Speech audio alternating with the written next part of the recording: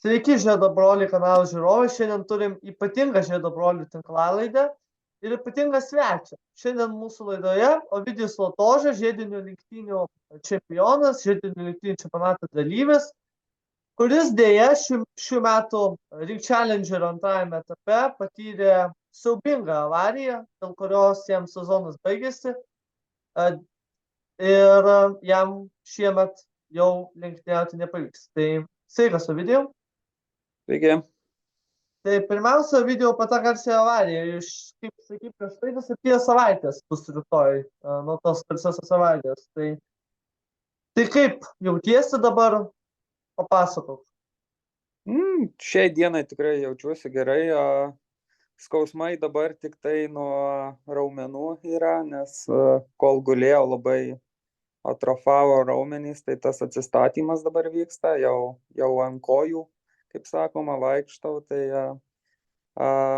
kaip ir viskas gerai. Dabar laukia sekantis etapas, tai nuotrauką darytis ir pažiūrėti, ar tikrai viskas gerai sugijo ir toliau reabilituotis. Tai nuotaikos geros, sveikatos irgi geros, tai pozityviai nusiteikęs ir manau nieko pasekmių nebus nuo tos avarijos. Kolega tavo, nes tu buvai keleivio vietoje, kaip sakei, per Lietuvos automobilių federacijos prezidento video, kai jis aplankė tave ligoninėje dar, kad tu buvai keleivis. Kaip kolega, kuris vairavo automobilį, kaip jis jaučiasi? Vairuotojas atsipirko tiesiog šokų, išgąsčių ir šiek tiek dabar vėl sugrįžo prie kartingų tęsti savo įgūdžių lavinimo, nes, kaip suprato, šiek tiek per daug šoko į viršų. Tai dėl to tikriausiai ir avarija vyko, nes įgūdžių stoka buvo. Bet jokių didesnių lūžių kaip pas tave nėra pasiję. Ne. Tai kaip ir su prezidentu kalbėjom, tai kadangi buvau naujas vairuotojas, tai aplink jį keletas kolegų apšokinėjau, kaip aš sakau, viską priveržėjau, manim tiesiog pasitikėjau, o aš patingėjau ir dėl to turiu tą traumą. Ten ta avarija nebuvo tokia labai kažkokia didelė ar labai jau čia, kad mes ten abudu būtume kažkaip sužeisti. Čia tiesiog padariniai yra dėl to, nes patingėjau ir tų diržų juosmeninių nesusireguliavau. Tai būčiau susireguliavęs, manau, viskas ten būtų tvarkoj, tik metalas būtų linkęs, ne mano stuburą. Taip, gerbiamiem žiūrovams pasakysim, kad interviu su Ovidijaus interviu su šalies automobilių sporto federacijos prezidentu jūs pamatysite nuorodą, įdėsiu nuorodą komentaruose, taip pat įdėsiu nuorodą apie prezidento įrašą apie saugos diržus, kaip teisingai susiarkinėti saugos diržus. Tai vat, o kalbant apie Ovidijų, tai kaip prasidėjo tavo karjera autosporte? Nuo ko pradėjai? Ar nuo kartingų, ar nuo žiedo? Kaip čia prasidėjo tavo karjera? Apie autosportą aš jau nuo mažens buvau tame, mano giminaičiai autokrose važiavom, kartu su tėčiu važiuodavom palaikyti ir aš jau nuo mažens pirgėjau dalyvauti kažkur, bet finansai niekada to neleido. Baigus mokslus, pradėjus dirbti, šiek tiek tų finansų atsirado, pradėjau nuo pramoginių kartingų. Visą laiką buvau savamokslis, tai tuose pramoginiuose kartinguose gal 2 ar 3 metus važiavau, kol galiausiai laimėjom vieną iš čempionatų ir gavau galimybę pavažiuoti su sportiniu kartingu. Ir nuo to kažkaip viskas labai prasidėjo. Tai realiai pramoginiai kartingai, šiek tiek sportinių kartingų, o labai greit persėdau į kėbulinius automobilius. Tai viskas ten buvo tiesiog studentas, nusipirkęs pirmas automobilis, man atrodo, buvo BMW kompaktas, 1.6, ten lėtas jisai, bet nusipirkau dar, kaip dabar atsimenu, ant rytdienos turėjau būti slalomo varžybos, o aš žiauriai noriu į tas varžybas, bet neturiu automobilio. Tai iš Marijampolės, tuo metu dar gyvenau Marijampolėje, nuvažiavau į Kauną ir tiesiog random kažkokią mašiną nusipirkau, kad galėčiau sudalyvauti. Ir sekančią dieną, atsimenu, 2. vietą užėmiau su tuo automobiliu, ką tik ten vasarinis, tiesiog su paprastu ir nuo to labai užsidegiau, nes visą laiką tą ugnelę turėjau, tai kiek finansai leido, vis tobulinau ir tas kažkaip ir va užaugau iki to pro lygos, kaip sakoma, bet nežinau, kokius čia gal 10 metų tiesiog viską, ką turi, ne prie ežerų važiuoji, bet sėdi garaže, mokinies iš savo klaidų, techninių visokių dalykų ir taip va užaugau. Užaugai iki to, kad dalyvavai pernai ir Aurum 1600 km lenktynėse, bet biškai po to dabar apie laikus, kai būdavo labai populiari Auto Plus Fast Lap serija. Pas irgi dalyvavai porą metų, irgi imdavai prizinės vietas. Kiek prisiminimai iš tų Fast Lap laikų, tų laikų, kai dar Motukaitis darydavo Ring Challenger varžybas? Tai Fast Lapas, tai čia mums visiems žiedininkam, kam pasakom, tai šypsena atsiranda bet kokią liūdną dieną, kaip aš sakau, tai buvo svajonių svajonė ir kad jau vien tik tenais būt kaip žiūrovų jau būdavo žiauriai kietas jausmas, o sudalyvauti, tai, nu, aš nežinau, nesurasčiau žodžių, kaip ten buvo faina, aš nežinau. Geriausia, aš kaip sakau, tikriausiai pakol kas geriausi laikai žiedo istorijoje, bent aš kiek atsimenu. Tai lygiai tas pats, ten automobilį kokį turėjau, jeigu tik tai turėdavau finansų ir važiuodavau. Pradžioj tikrai tenais, kaip sakoma, galiorkoj būdavo viskas, tačiau po truputį visas, kaip sakoma, turi sukti tuos ratus ir tobulėsi. Tai pavyko, atsimenu, Fast Lapų paskutiniais metais berods metiniai likau trečias, kad kažkaip ten tais metais su trečia vieta labai draugavau. Trečia vieta klasiai. Taip, 1.6, atsimenu, su Mazda Miata visiškai standartinę važiavau, kapojausi su tais civikėliais, kiek tik įstengiau, bet smagus metai tikrai buvo, daug visokių gražių atsiminimų iš to liko.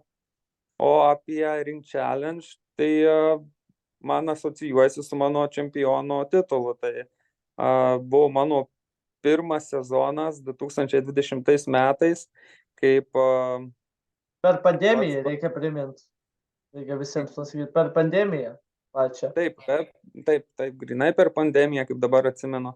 Kadangi esu IT žmogus, dirbau iš namų, viskas su tuo tvarkoj buvo, tai per pandemiją tiesiog darbo dienomis dirbi iš namų ir visus vakarus leidau ruošdamas savo pirmą pro lygos automobilio paruošimą. Tai irgi tikrai geri metai, patys pirmi, pačios pirmos race tipo varžybos, tas pirmas sezonas ir man pavyko iškovoti tą čempiono titulą, tai aš nežinau, aš skaityčiau, tai buvo karjeroj mano patys geriausi metai, nes tikrai turėjau labai įspūdingų kovų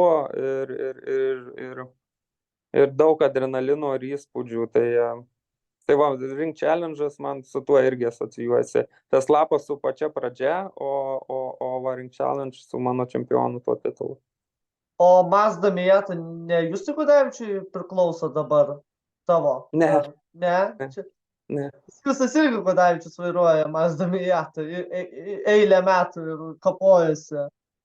Taip. Fast Lap Ring Challenge. Linkėjimai jam. Na, dabar prieinam prie 2022. Su Prime Line tu dalyvavai Aurum 1600 km lenktynės. Aišku, galiorkai baigė lenktynės, bet kokie atsiminimai tam, su Salėvėrium Lapėnu, su Kaminsku, su kroso žmonėmis, lenktyniavai su tokia technika Aurume. Tai papasakok apie tos metus. Kaip kilo idėja? Idėja tai, kadangi Silverijus Lapėnas yra klubo, kuriame aš visus metus esu, tai su juo važiuodavom, tam klube aš važiuodavau ir greitominio slalomo, dabar vadinamo Street Race čempionatuose. Ir iš jo gavau pasiūlymą, kad jam trūksta vairuotojų ir galbūt aš noriu sudalyvauti. Ir kadangi tai BMW M3 automobilis 46 kėbule, mano svajonių automobilis, tai aš tiesiog negalėjau neatsisakyti. Surinkau biudžetą reikalingą, labai ačiū prisidėjusiems ir ir sudalyvau, tos Aurum lenktynės.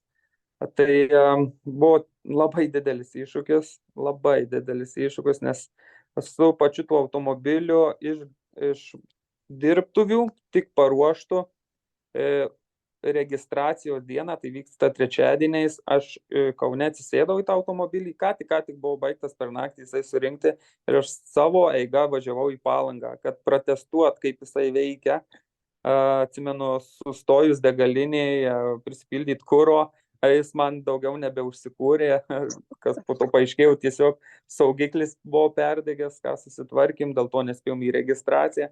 Ir nuo tos dienos ten tiesiog labai daug problemų turėjom, kadangi, kaip ir tu, Gabrieliau, minėjai, tai važiavau su kroso žmonėmis, kurie žiedo bendruomenėje neturėjo daug pažįstamų, vienintelis aš buvau, tai turėjom reikalų, nes tikrai daug niuansų ir sprendimų reikėjo ten per tas dienas priimti, mūsų nedalyvauti, nenorėjo leisti, ten buvo problemų su kuro baku, tai labai daug įtampos, atsimenu, net ašarą aš spaudžiau, kaip varžybų direktorius sako, gerai, galite dalyvauti, tai tokios emocionalios varžybos, pačios tos varžybos buvo ganėtinai pasyvios, mes tikslas buvo komandos tiesiog finišuoti, o aš toks karštas visą laiką norėjau lėkti visus aplenkt, nors ten nelabai buvo ką, ir ta mašina tokia, nors ir greita, bet ir trailino, vis tiek mes važiavom visas tas varžybas su didelėm problemom ir finišavom, man atrodo, antroje vietoje, tai nors ir galiorkoj, bet savo klasėje ganėtinai neblogai pasirodėm. Tai visi somantėjom parodėt, ką galit su savo automobiliu, kuris buvo paruoštas iki registracijos pabaigos, likus registracijos dieną. Aš gal sakyčiau, mes jį vis dar ruošim iki pačių varžybų starto. Iki pačių varžybų starto, kaip studentai paskutinę naktį. Kažkas tokio, taip. Tais pačiais 22 metais, tai yra pernai, dalyvavai ir 2 valandų čempionate Baltijos šalių, BACO, ir su savo automobiliu 30-tuku, tričiuku buvai trečias įskaitai. Tai apie tos metus 2 valandų durance. Jo, tai čia mano automobilis, kurį irgi nusipirkau tais 2022 metais, labai paskubotai, tai automobilis buvo paruoštas drifto varžyboms, jį man reikėjo per geras 2-3 savaitės perruošti į žiedą, tai reikėjo labai daug pakeitimų padaryti ir tikslas ir buvo jį paruošti 2 valandom, nes sprintui tas automobilis buvo tiesiog per lėtas, o 2 valandom tai šiek tiek kiti niuansai lemia rezultatus, tai kaip atsimenu, išvažiavom į pirmą etapą Baltijos žiedinių lenktynių šitų 2 valandų, tai buvo Ryga, lyjo, automobilis nesureguliuotas, šviežiai irgi paruoštas. Ir šiaip tikslas buvo tą automobilį nuomuoti. Tai į pirmą etapą važiavau aš, kadangi norėjau ištestuoti, ir važiavo komandoje Arminas, jisai sinomavo vietą per savo gimtadienį, tokią gražią savo šventę pasidarė, tai mes suvažiavom labai puikiai, tas lietus man labai patiko, Arminas pirmas važiavo, tai mes gal buvom, nežinau, 3 vietoje klasėje ir gal kokioje 18 bendrai, tai atsisėdus man pradėjau šiek tiek trasa ir džiūti, atsimenu, gal kokius 2 suktukus trasoj buvau padaręs, bet vis tiek pušinau maksimaliai ir galų gale finišavau klasėje 2 vietą aplenkęs ratu, tai tiesiog buvau taip užsidegęs važiuoti, taip man patiko ir tai tais 2022 metais, manau, mano geriausios lenktynės. O Rygoje, taip. O paskui kai Parnu, Kačergiai, tai pačioj, kaip sekdavosi? Jo, toliau automobilis buvo nuomojamas, aš su juo nevažiavau, aš buvau tiesiog komandos vadovas ir tikslas buvo su tuo automobiliu tiesiog jį nuomoti, pažiūrėti, kaip sekasi, kaip komanda susidirbs ir kiekvienas varžybas vis važiavo skirtingi vairuotojai, buvo labai daug iššūkių, bemiegių naktų, avarijų, gedimų kalnas, labai sunkus sezonas.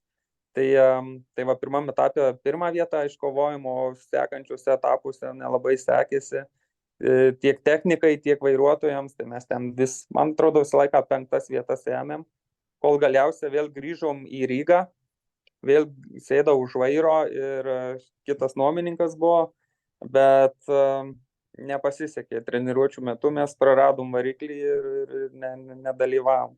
Bet tos mano pirmos vietos, aš kaip sakau, užteko laimėti tai 3 vietai metinėje įskaitoje. Tai faina buvo. Ja, metinė įskaita 3 vietą, tu BTC 3 klasėje, tai puiku. O šiais metais iki avarijos tos garsiosios nebuvo pilnų 2 valandose startuoti? Ne, tikslas buvo, kadangi aš pardaviau savo tą automobilį, tai nusipirkau, kol nepaminėjau, tai po Aurum lenktynių man žiauriai patiko tas automobilis M3, kad aš mėnesį praėjus pats įsigijau savo M3 ir jį ruošiausi varžybom, galvojau šiek tiek, kaip sakau, prisukti gabaritus, nebevažiuoti važiuoti į Ring Challenge, į Time Attackas tuo M3 automobilio, jį pasiruošiau, bet dėja, faktas, turėjom dar tą projektą, kur turėjome važiuoti jis nelabai pavyko, bet fingers crossed, aš jeigu pasveiksiu, tai kitais metais bus daug naujienų toliau su tuo automobiliu. Ir ką, taip va ir įvyko tas nelaiminga ta treniruotė ir visi tie planai sužlugo. Buvo planas apie Race Taxi, kiek žinau, iš Instagram puslapio irgi. Dabar irgi dažnai populiarėjimas. Papasakok trumpai. Nes darė pernai, man tos Laurinas Simonavičius Race Taxi. Tu irgi norėjai daryti, jo? Taip, aš būtent su tuo M3 automobiliu norėjau daryti Ring Taxi, nes ten tikrai mašina ikona, tai garsas, tas jos dinamika trasoj, tiesiog tikrai tiek vairuotojui man šypsena keldavo kiekvieną kartą, tiek pasodinus kažkokį draugą ar tai pažįstamą šalia, vien tik geros emocijos, kaip aš sakau. Tai planas buvo taip padaryti. Aš aplamai visą laiką noriu kuo daugiau populiarinti šį sportą, kažkaip pritraukti tų žmonių ir būtent praeitais metais dėl to nuomavau tą žiedinį automobilį, kad pabandyti kažką padaryti pigiau, nes tai sportas tikrai brangus, pats tai žinau, visą laiką su tuo susidūriau. Ir lygiai tas pats tuo Ring Taxi, kad žmonės tiesiog pajustų, faino faktas atvažiuoti, pažiūrėti, palaikyti, bet jeigu dar yra galimybė, kad juos ir pravežtų toj trasui, tai iš vis kosmosas, nes tikrai smagu. Daryti verslą ir taip traukti pinigus tolesniai karjerai. Aš nesakau, kad tai yra verslas, tai galbūt tiesiog kaštų padengimas, kas tau ir kainuoja. Aš gal labiau tą visą emociją noriu perteikti žmonėm ir ten tas minimalus mokestis, ką jie sumoka, tai tiesiog automobilio eksploatacijai pasidengia, kartais net nepasidengia. Tai va, ir pabaigo video, koks tavo palinkėjimas mūsų laidos Žiedo broliai žiūrovams? Palinkėjimas tai galbūt būtų, jeigu kada nors galvojat, kad norit, bet vis randat priežasčių to nedaryti, tai darykit ir bandykit siekti, ir jeigu nepasiduosit ir norėsit tai padaryti, tai tikrai pasieksit ir važiuosit. O jeigu kažkokios pagalbos ar klausimų, tai mielai kreipkitės ir aš jums padėsiu. Ir svarbiausia saugumas. Jau šitas dalykas yra pirmoji vietoj. Netaupykit šitai vietai ir netaupykit nei pinigų, nei savo laiko, nes po to skaudžiai kainuoja. Taip, nes paskutiniu metu tikrai saugos diržai yra didelė problema, ne tik Ovidijaus ir kitose sporto šakose, autosporto irgi problemų dabar yra. Tai ačiū Ovidijau. Ovidijus Latoža, žiedinių lenktynių dalyvis, tau pirmiausia, sveikatos mūsų laidos vardu. Laikykis ir lauksim sugrįžus. O jūsų, gerbiami žiūrovai, lauksime artimiausiu metu Žiedo brolių jau tradicinėse laidose. Tai ačiū su jumis po Žiedo broliai, Gabrielius, Ovidijus Geros dienos. Ačiū, Gabrieliau. Iki.